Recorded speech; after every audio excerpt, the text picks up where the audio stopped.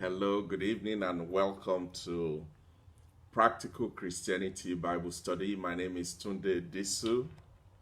We can get this to go on. There we go. Welcome to today's program. We are starting a new series today, and it's about dwelling in God's presence. Dwelling in God's presence. David said, I would rather be a doorkeeper in the house of God than be anywhere else. And the presence of God is his secret place. The secret place of God is his presence.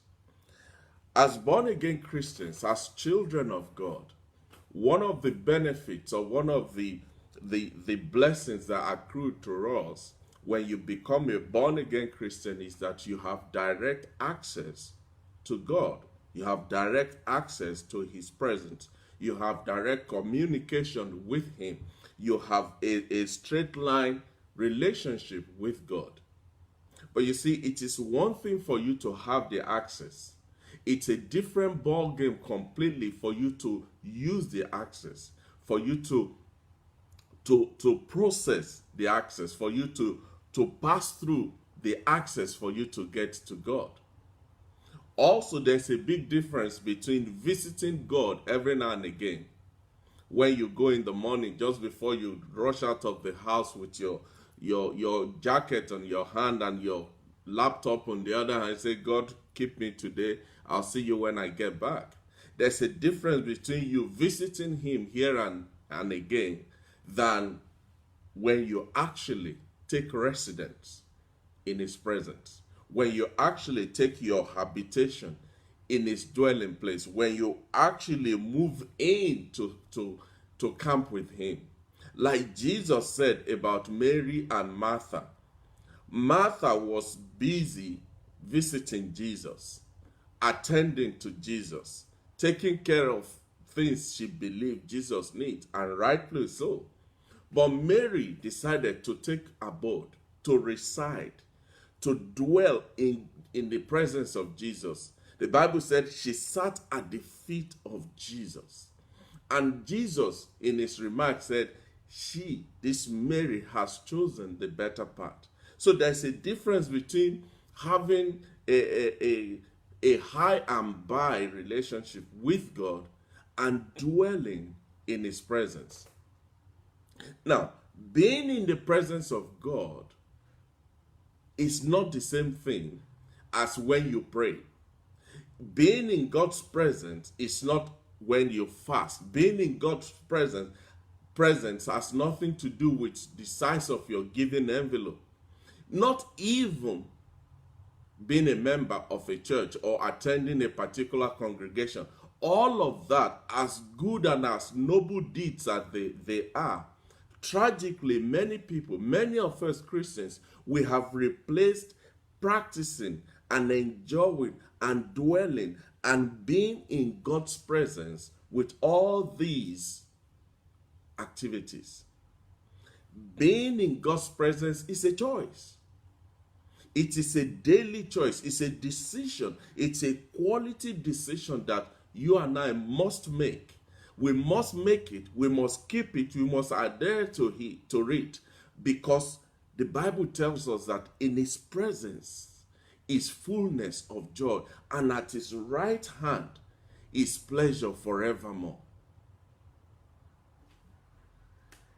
It is good to have daily devotion.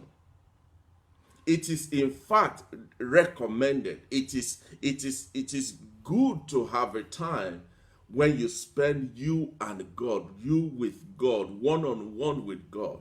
When you do your prayer, when you read the Bible, when you commune with him, when you wait on him to speak to you by his Spirit, that is an excellent daily practice that we should all cultivate and do. But even daily devotion, your daily devotion is nothing. It is not the same thing as you dwelling in the presence of God, as you being in his domain, as you living with him and he living with you. It is good to commune with God, like I said. But you and I know that most of what we call daily devotion is because somebody has produced a book that we read that tells us this is what you should pray for today. This is how you should pray today. This is the Bible passage that you should read today. And thank God for them. But you see, even with all the best of their intentions, with your adherence to all those read this and do this and say this, as good as those things are, they still cannot substitute. They cannot represent or replace. They actually does not even mean that you and I are spending time in his presence. So then you'll be asking, then what does it mean to dwell in his presence? What does it mean to dwell in God's secret place? If everything you have said is not what it is, then what is it do I have to do? What does it mean to dwell in his presence? You see, abiding in the presence of God, dwelling in the presence of God, being in the secret place of God, it's a lifestyle. It's not a religious activity. It is a lifestyle. It is something that is just as important, as easy, as almost not noticeable as you breathing. If you have to remind yourself to breathe, if you have to remind yourself to see, if you have to remind yourself to hear, something is wrong with those organs. In the same instance, if you have to remind yourself, if I have to remind myself to be in God's presence, to dwell in his presence, then something is breaking down in our relationships. For example, talking about being in his presence, dwelling in the presence of God. Did you feel the presence of God when you were in the grocery shop yesterday? Was God's presence with you when you were driving to work this morning? Can you, hand on heart, truly say you were in God's presence when you were signing off on that deal in the secret place of your office this afternoon? Will God agree, if we are to ask God, will he agree that you were in his presence when you slightly overstated the story during the conversation you had with your friend earlier on? You see, don't let us spiritualize this spiritual topic. Don't let us bring it down to you have to clasp your hand, close your eyes, get on your knees and bend your head somehow and say this and that. All those are good, but they are not the same thing as you being in his presence. Being in the presence of God, abiding in his presence is more than the routines and the consciousness of sin, which in most cases is what drives us to God. Because suddenly it occurs to you that you have sinned. You've done something, you've said something, you haven't done something, you haven't said something. And that consciousness of sin drives most of us towards God. That's when we want to we want to pray. If you confess your sin, God is able. Yes, he is. But he is not just finding out about your sin when you confess it. His presence is with you all the time. The question is, are you in his presence all the time? The presence of God, like I was saying, abiding in his presence is not a routine. Rather, it is the awareness.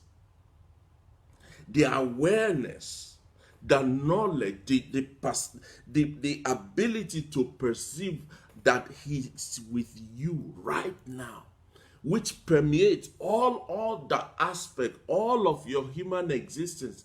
The awareness, the consciousness, the knowledge, the understanding that God is here right now with me, constantly and permanently. Isaiah chapter 26 verse 3. The book of Isaiah chapter 26 verse 3 said, "Thou wilt keep him in perfect peace, whose mind is stayed on thee, because he trusted in thee." God will keep you and I in perfect peace. He didn't say in peace, but in perfect peace. When our minds are stayed on him, when our being is consistently, permanently, continuously is in his presence. When the understanding, the acknowledgement, the consciousness of his presence with us and our presence with him, when that dominates and permeates every part of our lives, now we are dwelling in his presence. So according to this book of Isaiah, in order for you and I to experience the peace of God, we have to be mindful of his presence. We have to be, our minds must be full, must be filled with his presence, with the knowledge that God is here right now, right just this minute with me. And because you have that understanding, because you have that knowledge, you trusting God is no longer an issue for you, because you know him.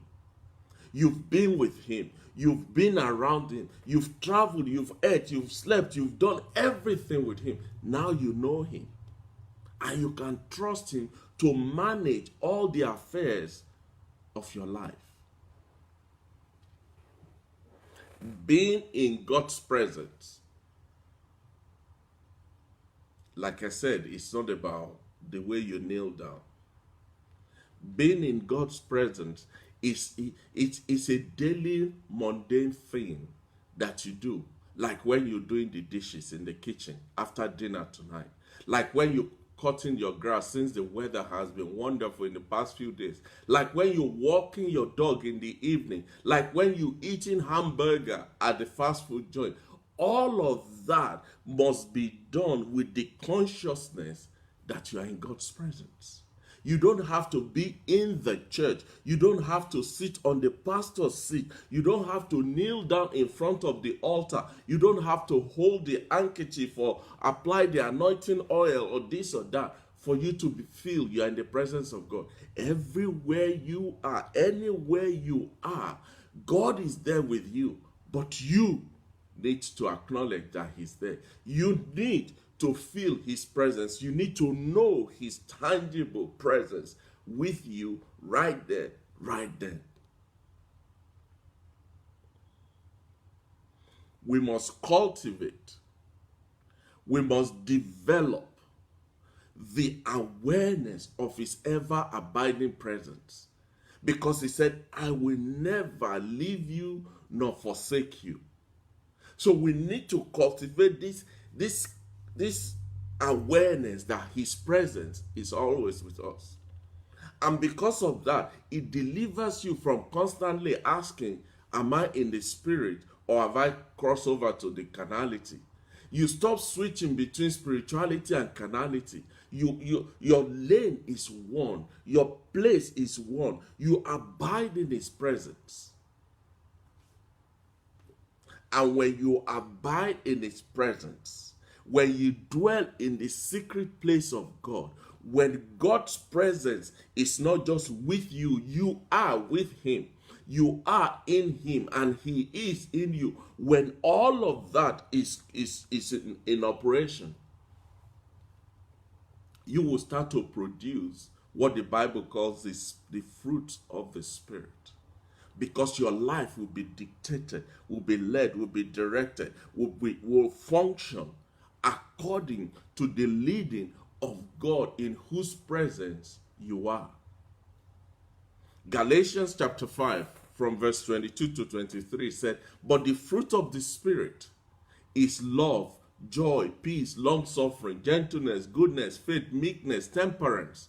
Against such there is no law." Because what undergirds all of them is the love of God, which is God himself. So once you dwell in his presence, when you abide in the secret place of God, when his his character becomes your character, when his person has rubbed off on you, when you have become part of him, when all of you is of him and all of him is of you, you will have no choice but to produce the same fruit that the Spirit of God produces, which is love, joy, peace, long suffering, gentleness, goodness, faith, meekness, and temperance, against which there is no condemnation, there is no law.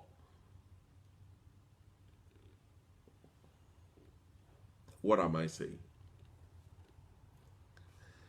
These fruits of the Spirit will manifest in your life and in my life, in all aspects of our lives, in everything we do, with everyone we relate to, in everywhere we go, because the presence of God will be radiating from us, because we carry him everywhere we go. The question you need to ask yourself, the question we need to ask ourselves, is the presence of God emanating from me, from my life, from my conduct, from my relationship, from my interactions, from everything I do? Can I truly say that the presence of God is coming forth? Can I hand on heart say the fruits of the Spirit are manifesting in my life and in your life because we dwell in the secret place of God? Or do we just recite them from head knowledge? Because Romans chapter 8 verse 14 said, for as many as are led by the Spirit of God, they are the sons of God. As many as are led by the Spirit of God, they are the sons of God. As many as have been dwelling in his secret place, dwelling in his presence, basking in his glory, they have the Spirit of God. Their life produces the fruits of the Spirit, and now everybody and anybody that sees them will have no choice, will have no hindrance, will have no alternative submission but to say, these are the children of God. As a child of God, is that a title that that has been given to you because you are a member of a church, or because you've given your life to Christ? Or is that the outpouring of the presence of God, of the Spirit of God that is coming out of you, that people around you don't have to ask who you are? They just know you are the son and the daughter of God.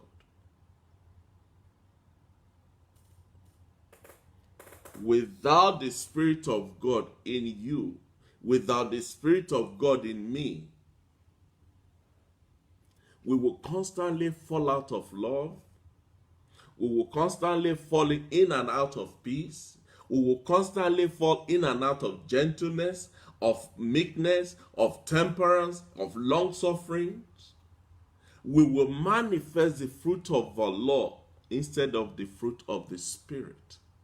So the question again that we must ask ourselves, what fruit are we producing? What fruit, what type of fruit are you producing? Am I producing? What is the summation of your life and my life as far as being a child of God is concerned?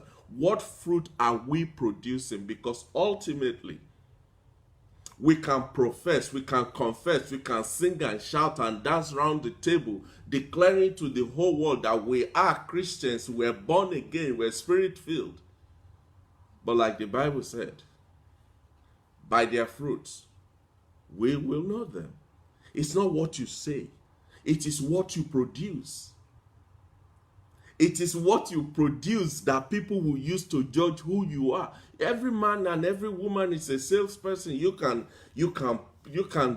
declare yourself and present yourself and talk yourself into any position. But produce results. Let's see what fruit comes out of you. Because that is what will determine whether the fruit of God, this fruits of the Spirit, which is a product of your being in His presence, is coming out. The Gospel of John chapter 15 verse 4. John 15:4 said, "Abide in me and I in you. As the branch cannot bear fruit of itself except it abide in the vine, no more can ye except you abide in me." Wow. Jesus here was saying to us, look here, guys, this thing is not difficult. This thing is not difficult at all. All you have to do, you want to be Christ-like, you want to be a Christian, you want the world to know that you are my friend, my follower, my joint head. You want them to know that you are also from my Father. We are siblings. It's easy. Just abide in me. Let me abide in you. Because without me, you can't produce any fruit. Well, you can produce fruit. It won't just be our kind of family line fruit.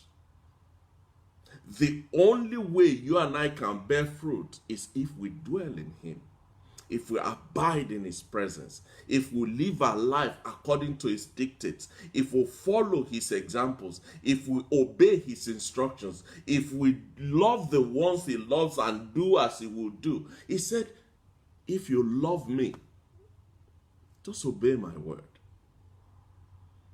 He said to Peter, if you love me, feed my sheep. There are many Peters today behind the pulpit that are not. They don't love God. They love the title. Oh yes, they love the lights and the sound and the platform and the this and the that. They love all of that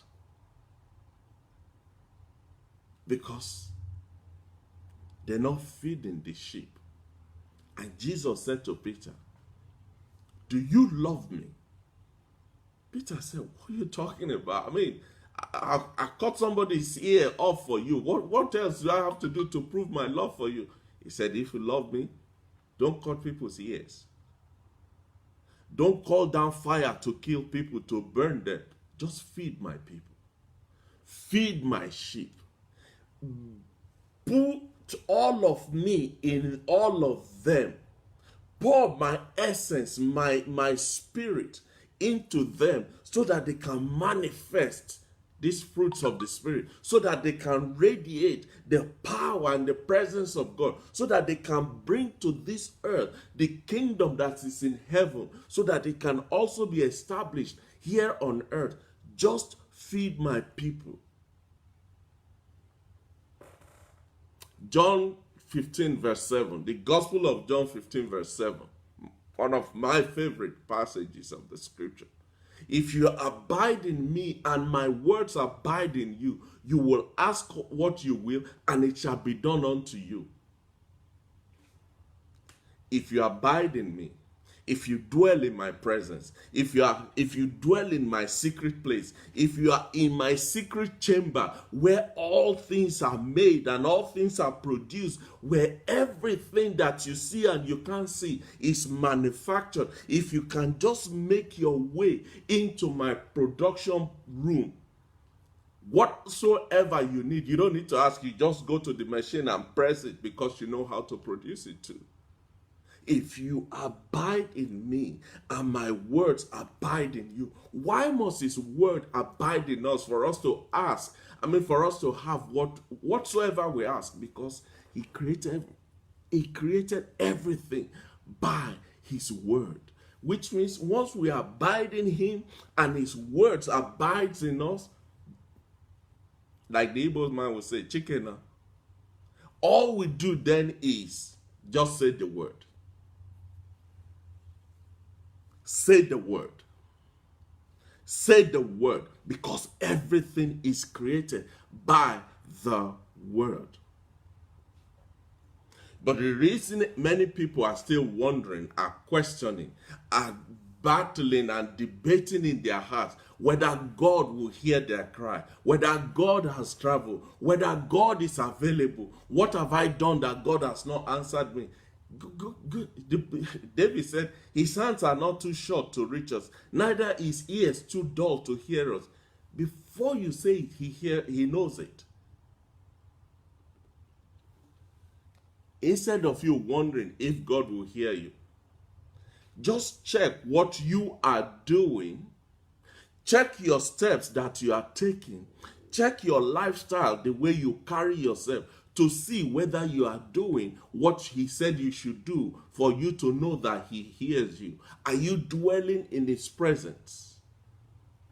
Or are you just going to church? Are you dwelling? Are you hidden in his secret place? Or do you just kneel down in the morning by your bedside to do your morning devotion? Are you struggling to make sure your offering is the biggest in the church, and your tithe and your prophet seed, and you are serving and you are evangelizing and you're doing as good as those things are, they will not make you dwell in his presence. Those are just religious practices. There are nuances that religion has told us, if you do this, you'll be closer to God. I've been reading the Bible for some time now. I've not seen in the Bible where they said you will get closer to God if your giving envelope is bigger than mine. But God told us, you want to have your desire met, you want to have your need met, you want to have your wants supplied, just abide, just dwell, just reside in the same house with me, in the same postcode. Let your mind be my mind. Let the cry of your heart be the cry of my heart. When the two of us sing together in harmony, no opera, no paparazzi, Papa, whoever his name was, of blessed man, has nothing on us.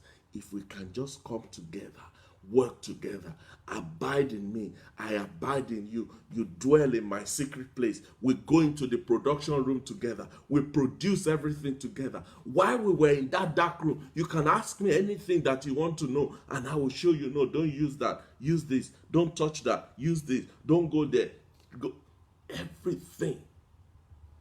If you just abide in his presence. You must dwell.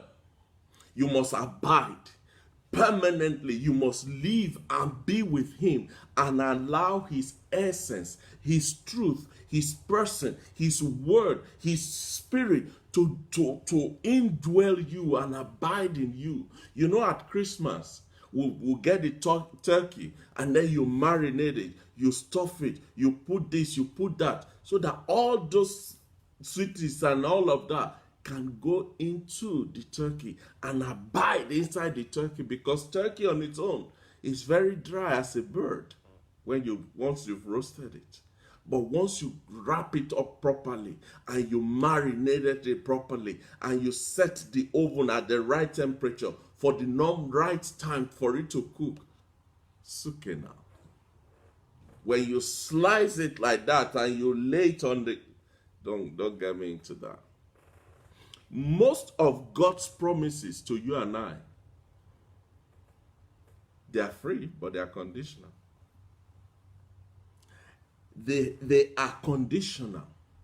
And that's another aspect of the relationship between man and God that religion has really done us big, terrible harm.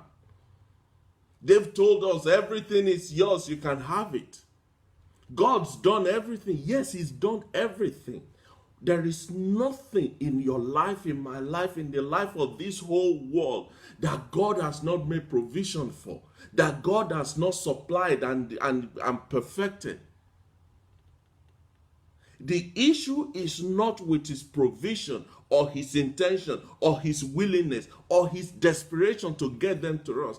The issue is, have you played your part? Have I played my part to lay hold? You have a part to play. God has a part to play. But the good news is he's played his part. He has finished his part. Jesus said, it is finished. Everything is finished. It's finished. As far as God is concerned, as far as his plans and his purpose for you and I are concerned, that's why he's resting, because he's done what he has to do. His part is done. His part is settled. It's available. The challenge is we are not doing our part. We're not playing our part. We're not doing what we're supposed to do. Rather, we are asking God. We are begging God. We are pleading to God. We are crying to God to do our part. To do what we should do. Because he's Almighty God. Yes, he's Almighty. He's used all his might to get everything ready for you. God will not do for you what you can do for yourself, especially since he has empowered you and showed you and directed you and led you to what to do, where it is, how it is, when it is. Come on. Laziness is a sin.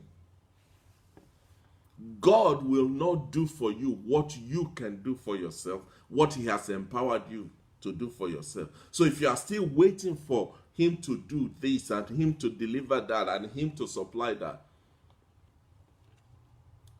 you grow old waiting.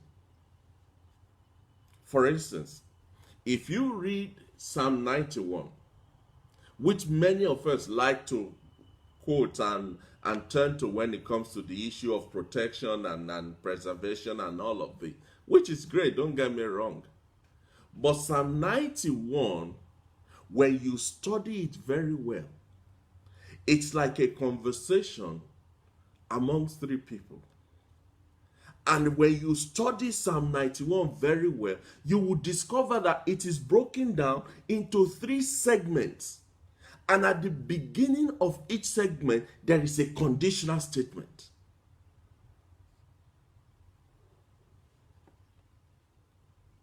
So before you are quick to claim, 1,000 may fall at my side and 10,000 at my right, they will not come near me. Yes, it's in the Bible, but have you played your part? Because Psalm 91 from verse 1 to verse 8, which is what we'll look at tonight, is just the first segment. But the first word, the first statement, the first sentence in that psalm is a conditional statement. He that dwelleth in the secret place of the Most High, which means it's your choice. It's a decision that you and I must make. Am I going to dwell in his secret place or not? And the decision that you make will determine what follows thereafter. He or she or shim that dwelleth in the secret place of the Most High. What does it mean to dwell? Dwelling is, many of us who've treated our relationship with God, especially in this area of dwelling in his presence, we've treated it like we're using the Airbnb. When I'm passing through town and I need a place to just crash out for the night, I'll just check online to see which is the closest Airbnb to me, sleep there in the morning, then I'm off. And then you wonder why your posts are not going to that B&B. Why that B&B owner is not cooking your meal and running your errands and washing your clothes and looking after your children. Because you are not dwelling there. You are just visiting there. You're just passing by. It's just a pass by. It's a corridor for you. It's a passage that you pass through. But he said, he that dwelleth, he that made God's secret place his postcode. He dwells there. He lives there. He resides there. That is his or her habitation. That is, if you're looking for me, don't look everywhere. Just come here. You will find me here. If you dwell in the secret place of the Most High, then you will abide under the shadow of the Almighty. The word shadow there simply means protection. When you abide, when you dwell rather in his secret place. And like I said at the beginning, his secret place is his presence. His presence is his secret place. When you dwell in his presence, when you abide in his presence, now you can hide under the shadow of the Almighty. Because wherever his shadow is, it means he himself is next door. He's not far from it. He's right there with you. I will say of the Lord, he's my refuge and my fortress. My God, in him will I trust. Surely he shall deliver thee from the snare of the fowler. And on and on and on till verse 8. I don't want to read all of it for time's sake. But as you can see, the first condition that you and I must meet in order to claim all this provision of no plague will come near you, and you can not for the pestilence that walk at night, nor the destruction that wasted at noonday. Before you can claim all those provisions that are there ready for you, you must fulfill the numero one, the first thing, condition: dwell.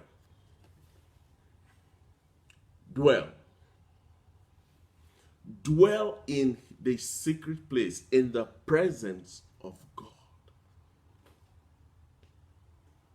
So the first condition that must be met in order for you and I to claim all this provision is we must dwell, we must abide, we must remain, we must habitate, we must take dominion, put our roots down, lock down our anchor, soul, spirit, and body. We must remain in the presence of God. When we remain in his presence, then he will be our refuge and our fortress. When you remain in his presence, you can live, you can remain in his presence for his shadow to protect you. Only if you are dwelling in his presence can you truly say confidently that he's your trust, that you trust him, he trusts you, that you trust him as your refuge, as your strong protection. It's only if you dwell in his presence can you be guarantee of his safety and deliverance from trap and from temptations of the enemy and the troublesomes of this world. It's only if you dwell in his presence that those benefits will accrue to you. Even if you are the right reverend and the left reverend and the most bishop and the GO of all the GOs put together, if you are not dwelling in his presence, I'm sorry. It's only if you and I dwell in his secret place will we now be able to know the truth about him, and that the truth about him that we know will become our covering, will set us free. Not the truth that somebody told us about, what somebody said about what he heard from somebody who said about God. No, it's the truth of him that you know, based on personal knowledge that you have gained because you spend time, you dwell with him, you live with him, you abide in his presence. Now you know the truth, and nobody can take that away from you. It is only if we dwell in a secret place would we have the confidence and the courage not to be afraid of the evil tidings that are everywhere. Have you listened to the news lately? Not to be bothered about the terror that is everywhere. Have you checked your CNN lately? Not about the darkness and the calamity that's coming upon this world. Have you paid attention lately? But you see, even in the midst of that, there is something that gives you confidence, that encourages your heart, that keeps you from fidgeting and fretting like everybody else. Your time in his presence. Your being in his presence. It's only if you dwell in a secret place will you be able to see and just see and observe others that are losing their lives, losing their possessions, losing their minds, their marriage, their career, their this, their that. And yet, they will retrench the whole company. They will lay off everybody. They will shut down the city. But you, it will not come near you because You are in his presence. And it's only then can you truly say, my case is different. You know, I live and abide in his presence. Therefore, my case is different. It's only when you dwell in a secret place that you will not be afraid or not be perturbed by what is going on in the society. They're talking about recession. They're talking about depression. Calamity is everywhere. There's bird flu epidemic. There's Ebola. There is stock exchange crashing down. It don't bother you. It will not bother you. You know why? Because you are locked in him. You are hidden in him. You are in the secret. Anything that can touch you will have to first go through God before they can reach you. Now you tell me, what is that sickness that will go through God?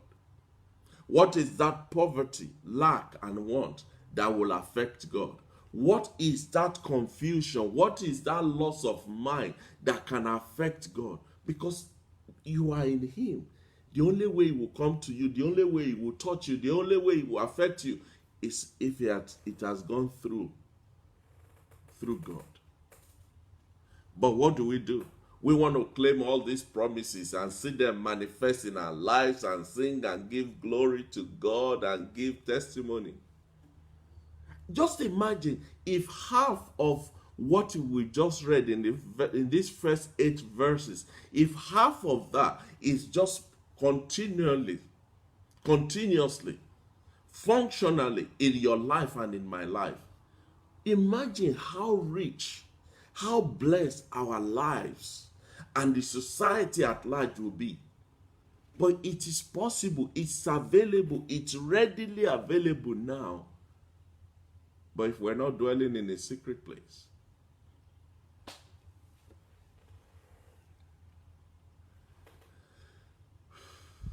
Psalms 31 from verse 19 to 20 said, "Oh, how great is thy goodness, which thou hast laid up for them that fear thee, which thou hast wrought for them that trust in thee before the sons of men." Now listen to this part. "Thou shalt hide them in the secret of thy presence from the pride of man. Thou shalt keep them secretly in a pavilion from the strife of tongues."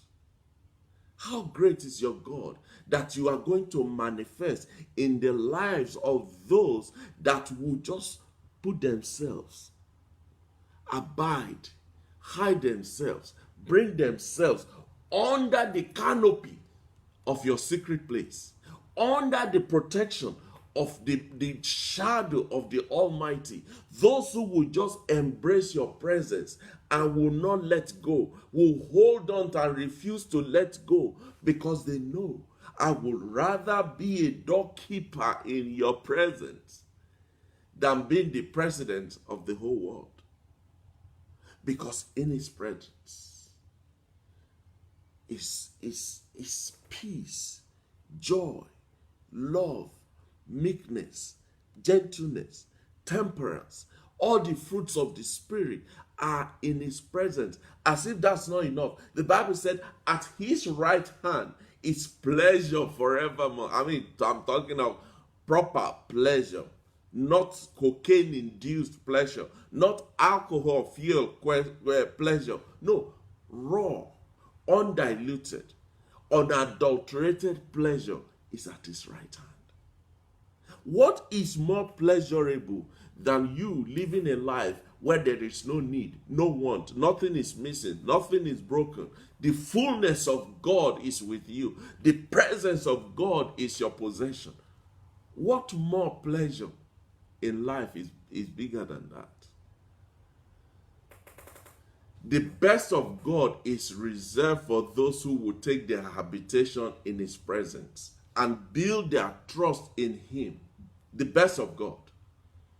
The best of God. Not because he chooses who is no, that's a choice that we make. His provision is to everybody.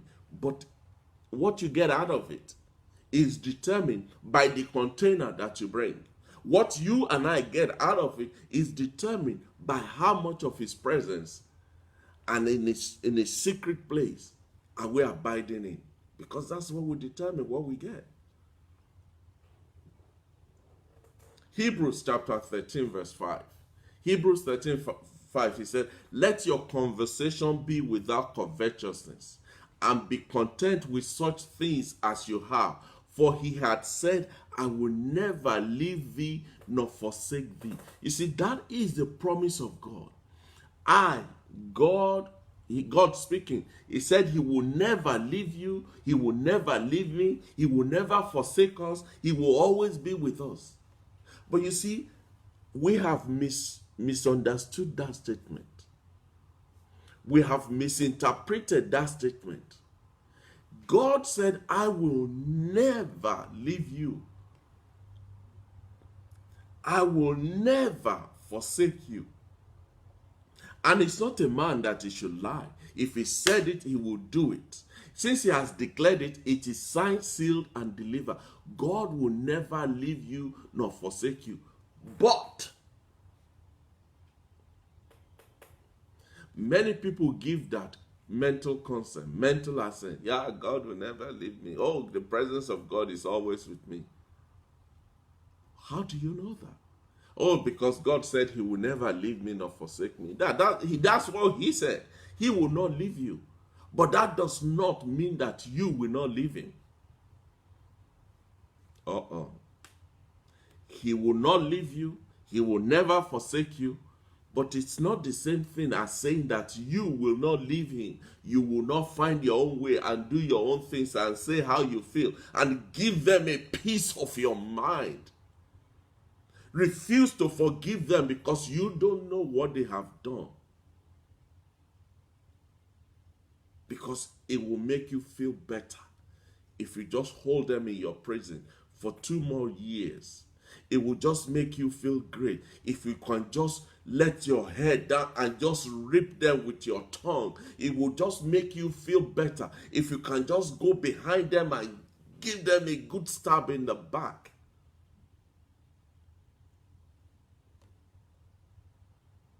But God said, I will not leave you and I will not forsake you. But even with that said, you and I, we can still choose, and many of us, we choose on a daily basis to leave God alone, to not have anything to do with him, to just forsake him and pretend and just assume he's not even there. But when you truly understand the meaning of God never leaving us or forsaking us, when the realization of what that means when it comes to you and I,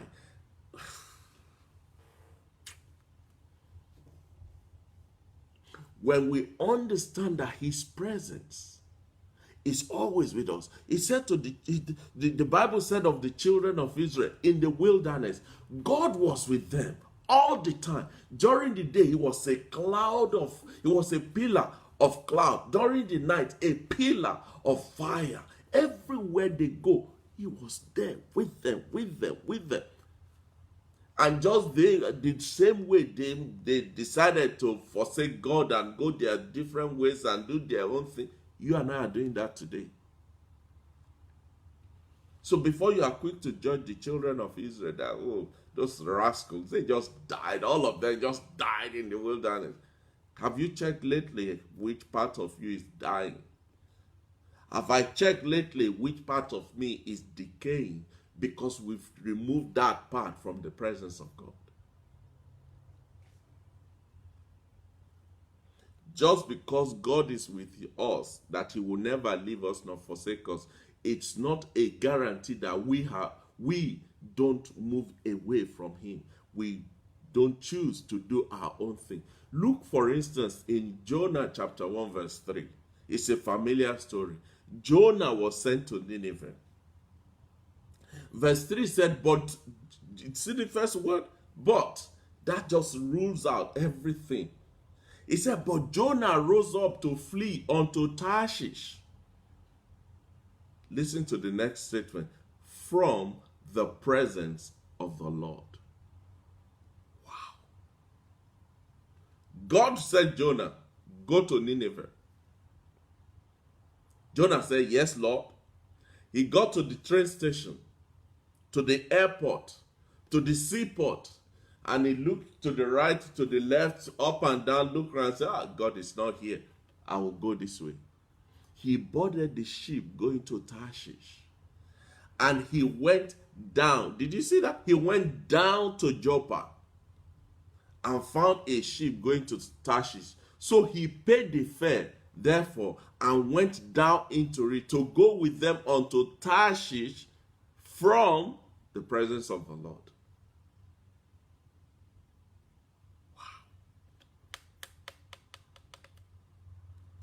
God said to Jonah, go to Nineveh. Jonah decided, I don't like those people. Let them die in their sin. Let the wrath of God just fall on them. Like we pray in most of our churches today. The fire of God will kill you. The fire of God will consume you. The fire of God will burn you. Seriously? Some of those people are your relatives. Jonah went down to the coastline, found a ship going to Tarshish.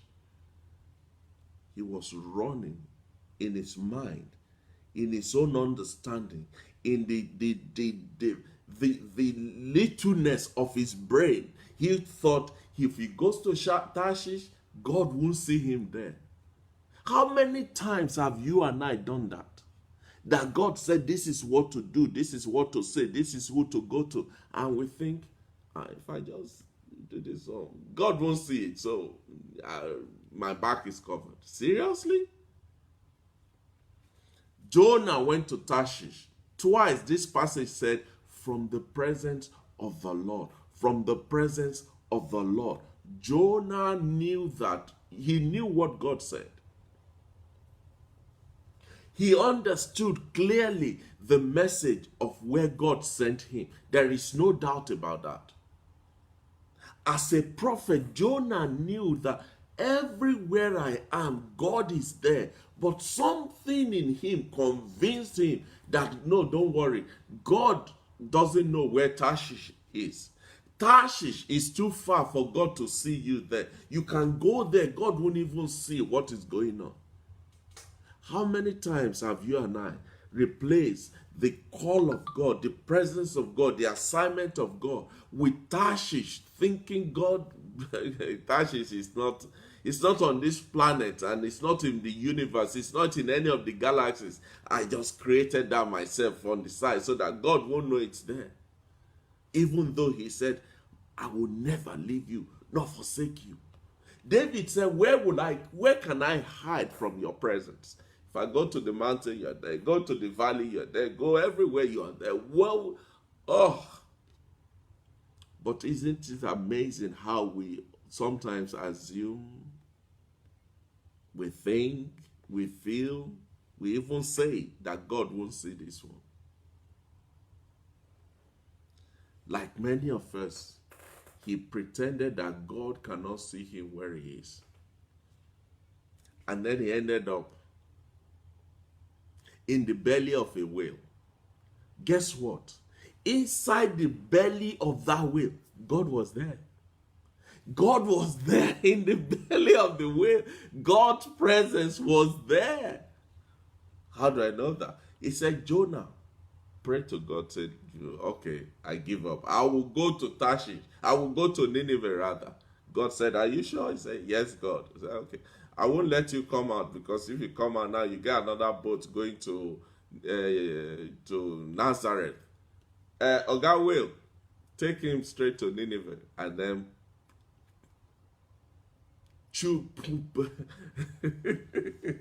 spew him out of your mouth and let him go with it. What am I trying to say? It is easy for us to think there are certain things in our lives that God doesn't see. God won't know. It doesn't matter. God has nothing to do. No. He's all seeing. He's all knowing. And he's all doing as well. You cannot derail the plans of God. Nobody can derail the plans of God. However, You and I can delay our own participation and enjoy the benefit thereof by deciding not to abide in his presence. God is with you in good time and in bad time. The difference in your life is, what is your perception of his presence? Do you think he's bigger than the challenge that you are facing now? Or have you summed it up and thought to yourself, do you know what? God, I know God can do all things, but you see, this particular sickness, God cannot cure it. This particular need, God cannot meet it. This particular breakthrough is too difficult for God. Is that your assumption? Is that your perception of his presence? Because whatever it is that is your perception and your acknowledgement, that is the result you will get. But if you choose to acknowledge and embrace his presence in whatever you are dealing with, in whatever I am going through, and believe and choose not to believe the lie of the enemy that says, you're on this on your own, there's nobody going through this. If you choose to acknowledge, Lord, I know you are here with me. I know you can hear my voice. I know you see this. I lean on you. I surrender to your lead. I ask by your spirit to guide me into all truth in this situation. That's all it takes, gentlemen, ladies and gentlemen.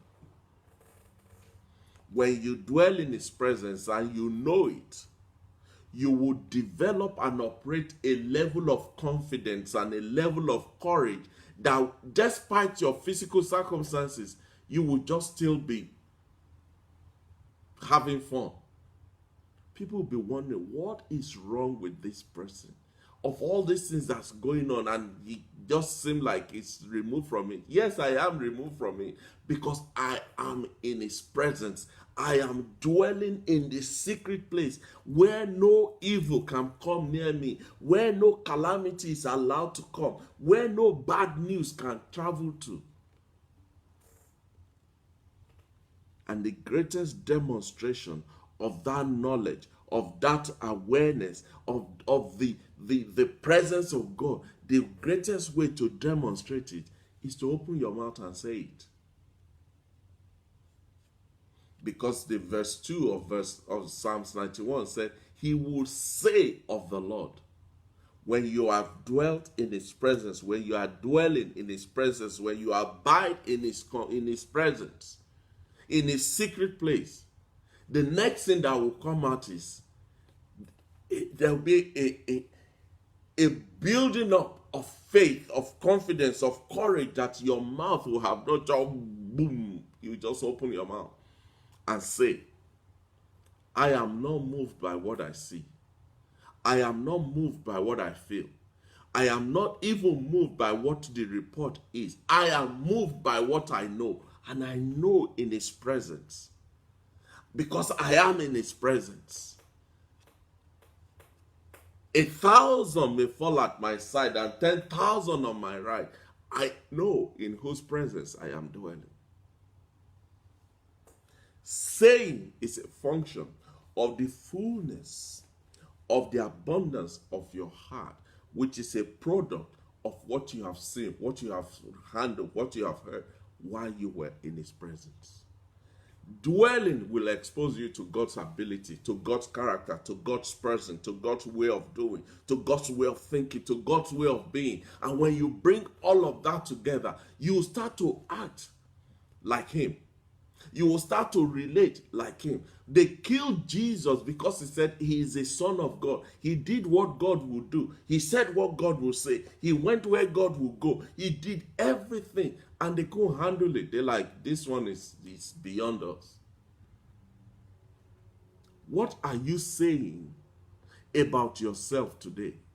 What are you saying about your life today, about your career, your economy, your marriage, your children, your business? What are you saying?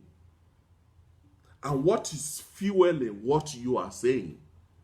What is the source of your information that is forming the decision that you are making, that is leading to the conversation of your mouth, because whatever it is will determine the result that you get.